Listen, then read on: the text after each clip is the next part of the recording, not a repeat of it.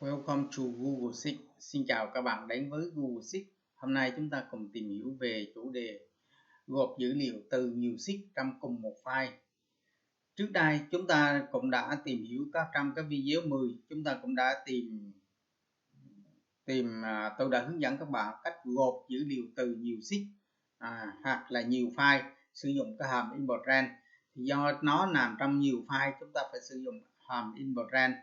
Tuy nhiên trong cái video tiếp theo, trong cái video 21 và 22, tôi đã hướng dẫn các bạn là cách tìm kiếm dữ liệu từ nhiều sheet nhưng trong cùng một file, và chúng ta chú ý ở đó nó chỉ trả về kết quả của một sheet trong từng tên sheet, và nó trả về kết quả của một sheet.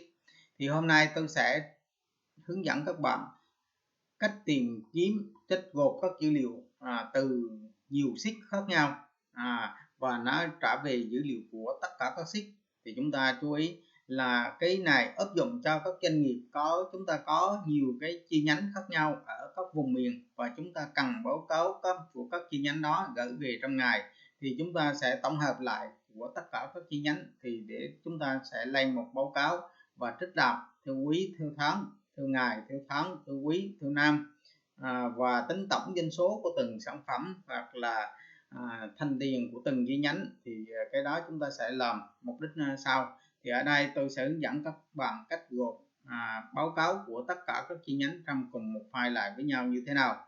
Thì đầu tiên chúng ta cần đó là phải là tên một list, tên tất cả các sheet chúng ta ở đây có đây. Chúng ta nếu có nhiều tên sheet thì chúng ta cần phải gộp tên, nhập cái tên sheet này vào trong này. Thì ở đây chúng ta chú ý cái tên sheet này nó phải giống theo cái tên sheet của trên cái sheet này. Thứ hai đó là chúng ta sẽ gộp. Để chúng ta gộp thì chúng ta sử dụng cái công thức là reduce để chúng ta gộp, và trong này chúng ta sử dụng hàm query để chúng ta loại bỏ cái dòng trống, và chúng ta sử dụng hàm reduce đấu số thứ nhất, đấu số thứ hai, lambda, tiêu đề của đấu số thứ nhất và tiêu đề của đấu số thứ hai. Và chúng ta sẽ gộp trong cái biểu thức của hàm lambda, chúng ta sẽ gộp lại và chúng ta sẽ sử dụng inherit để chúng ta lấy cái dữ liệu của từng sheet. Thì sau đó chúng ta sẽ sử dụng query để chúng ta loại bỏ cái dòng trống. Thì ở đây chúng ta sẽ tìm hiểu cách làm của từng chi tiết, từng cái hàm này nó như thế nào. Đầu tiên chúng ta sử dụng cái hàm reduce thì chúng ta chú ý reduce đấu số thứ nhất là nó là một mẫu. Thì nếu chúng ta gộp bên này nó là một mẫu thì nó phải đấu số thứ nhất nó phải mẫu, và kích thước của mẫu là độ rộng của mẫu thì nó phải bằng với là độ rộng của mẫu đấu số thứ hai. Thì ở đây tôi muốn mượn cái tên sheet của cái sheet nào bất kỳ cũng được, thì tôi sẽ mượn từ A1 đến cái H1. Thì ở đây đấu số thứ nhất tôi muốn lấy lại cái tiêu đề của A1 đến H1 trong của sheet Hồ Chí Minh này. Chúng ta chú ý là các form trong này chúng ta sẽ của các sheet chúng ta sẽ làm giống nhau, các form giống nhau. Thứ hai, chúng ta đấu số thứ hai là chúng ta lấy tên sheet là chúng ta lấy từ list 2 đến list A5, A2 đến A5. Thứ ba, đấu số thứ ba đó là chúng ta sử dụng hàm lambda chúng ta đặt tên đấu số thứ nhất là x và đặt tên đấu số thứ hai đó là y.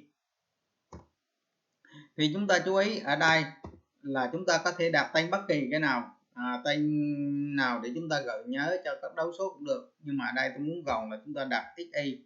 Sau đó chúng ta biểu thức của hàm lambda chúng ta sẽ gộp hai mảng lại với nhau, đó là hàm mảng x và mảng thứ hai đó là chúng ta chú ý gộp mảng theo dòng là chúng ta sử dụng dấu phẩy, chấm phẩy, và chúng ta sử dụng hàm indirect để lấy cái dữ liệu của các từng sheet với nhau. Thì chúng ta đặt hàm indirect, chúng ta lấy tên của nó đó là y, chúng ta đã đặt của cái tên sheet. Sau đó chúng ta sẽ lấy cái mảng là chúng ta dấu chấm than là để lấy tên sheet. Thứ hai, mảng là từ A2 đến H, và chúng ta khóa lại, xong chúng ta khóa lại của cái mảng của biểu thức hàm lambda. Sau đó chúng ta khóa lại của hàm lambda và khóa lại của hàm reduce, chúng ta enter. Chúng ta sẽ thấy nó trả về kết quả Như vậy chúng ta trả về kết quả. Tuy nhiên từng trong này chúng ta chú ý là nếu có những dòng trống thì nó vẫn lấy kết quả với nhau, nhưng ví dụ như đây chúng ta thấy nó vẫn có dòng trống thì nó vẫn lấy đó, chúng ta chú ý là như vậy. Cho nên nó sẽ tốc độ nó chậm và nó sẽ có dòng trống nó không đẹp. Thì chúng ta muốn loại bỏ cái dòng trống thì chúng ta sử dụng thêm cái hàm query để chúng ta loại bỏ.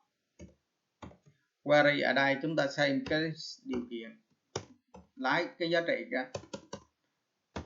Chúng ta cần lấy đó là select ở đây chúng ta lấy tất cả các cầu, sau đó chúng ta sử dụng điều kiện qua thì chúng ta làm đó là cầu 1 là y nó nút, nó tức là không rỗng, xong chúng ta khóa lại, chúng ta enter thì chúng ta thấy nó đã loại bỏ tất cả các dòng trống lại đi với nhau. Chúng ta sẽ thấy ví dụ chúng ta nhập ở đây là chúng ta không có. Thì tôi đã hướng dẫn các bạn cách mà gộp các dữ liệu từ các sheet trong cùng một file là với nhau để chúng ta sau này chúng ta có thể xử lý trong các yêu cầu. Thì các bạn có thể tải cái file vào trong cái sheet link file để chúng ta quét cái mã QR code này và chúng ta tải file về, chúng ta tham khảo và làm theo. Thì một lần nữa xin cảm ơn các bạn đã theo dõi cái video này. Nếu các bạn có vấn đề gì thắc mắc, xin các bạn để lại dưới bình luận comment để tôi có thể giải đáp.